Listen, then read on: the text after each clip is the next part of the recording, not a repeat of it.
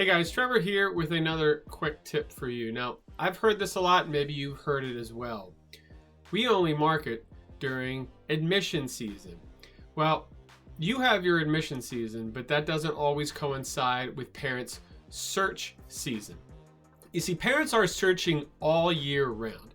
Yes, there are absolutely ebbs and flows to that, but as you'll see from this chart, this is on Google Trends, you can look it up yourself. Parents are searching all year round. How you advertise your school during those times is going to look different. Now, if you want some specific tips on what you can do during these specific seasons based on who's searching, what they're searching for, and why they're searching right then and there, click the link below, get in touch, and I will give you the answer that might be best for your school.